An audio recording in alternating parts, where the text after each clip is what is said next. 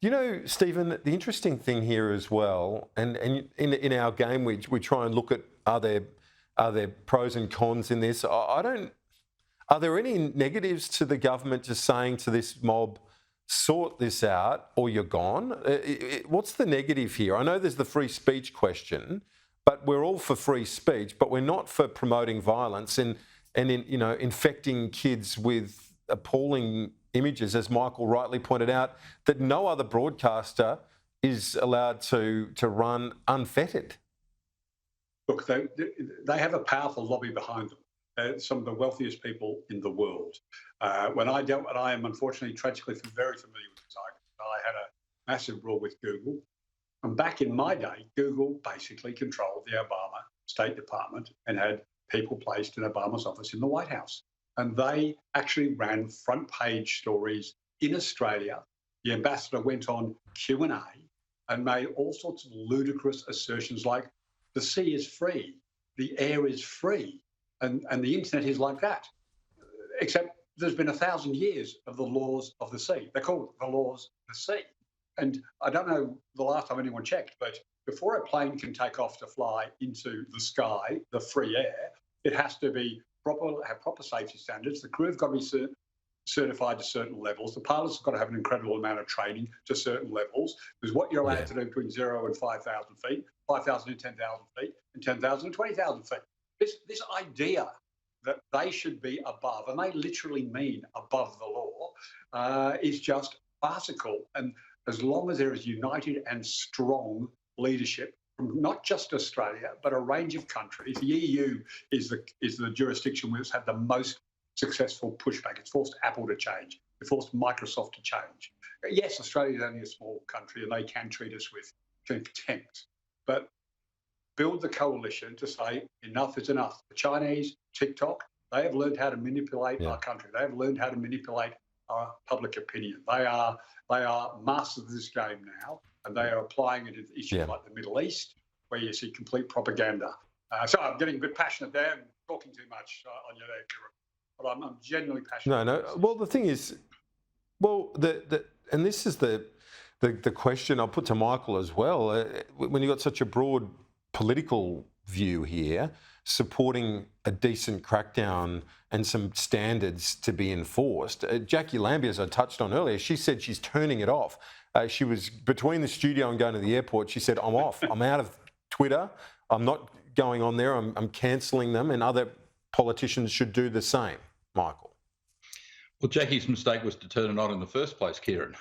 So there is a broad consensus. You know, in the Western world, the West tends to self-correct. It takes a while, but we self-correct against extremes of the left and right over the centuries. And we are at this inflection point in the minute where we are at an extremity, which is the unfettered Wild West, as Hanson Young described it.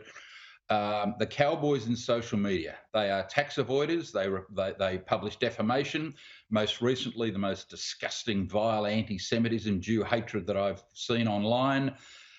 This has got to stop. And if Anthony Albanese and Peter Dutton can come together to stop this, without, by the way, the necessity for some government bureaucrat in Canberra to regulate conservative free speech, and this is the big challenge going forward, not to confuse the two, that would be a great step forward for the country. I mean, this has got to be brought to an end. And these people, by the way, as I said before, these people should start paying tax for a start before they lecture us about morality.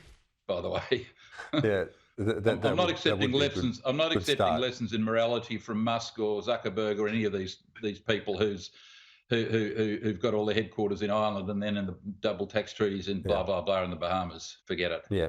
You can't even get it. You can't even get onto them in Australia. They don't have a presence here. You ask for a media response. Sorry, all good. Not here. Great communicators. Now, Stephen, on the ACTU, they are calling for an end to a military trade with Israel, the peak union body. What's your read on this intervention as the pressure continues? You see the Columbia protests at Columbia University, other Ivy League universities in the United States, pro-Palestinian cause. where is this at right now, this debate? Look, firstly, the good news in Australia is no leader from Bob Hawke to Paul Keating to Kevin Rudd to Julia Gillard, Labor leader, has ever taken any notice of the ACTU's foreign policy edicts. The ACTU has a long and tragic history, particularly when it comes to the Middle East, of being outrageously pro or anti-Israeli, I'll pretend it's pro-Palestinian, but a statement that refuses to address, which they put out yesterday, refuses to address Hamas's atrocities that commenced this war. They're atrocities that they've continued to perpetrate by holding on to the hostages. No accountability, no questions. We then have Iran, that arch manipulator behind the scenes, sending missiles into Israel, not one word. Then you find out over the last few days that most of the other Arab countries, with the US and the Western world, defended Israel from this Iranian attack. No condemnation of Iran, no condemnation of Hamas. And here's the really simple thing. You want to end this war, ACTU, call on Hamas to surrender and return the hostages. Yeah. That's what the Germans did rather than face massive civilian casualties. It's what the Japanese did rather than face massive civilian casualties. In the war, Hamas, surrender. Hand the hostages over, and then let's get down to a settlement. Michael, almost out of time, just quickly to you, your thoughts on that?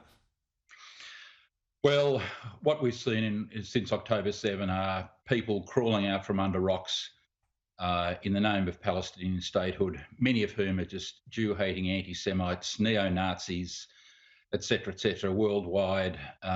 You've seen a rise in Jewish hatred, the oldest hatred of all, which we thought it would end in 1945. It hasn't, and it won't. The ACTU statement, separating what I've said from them, not to even mention Hamas in this statement, please give me a break. Give me a break. Yep.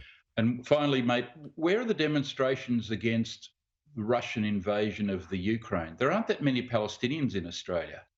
Why aren't people demonstrating against Russia? Why aren't they demonstrating? Why isn't the Islamic community demonstrating against the Chinese oppression of the Uyghurs in China? Answer to all of these questions.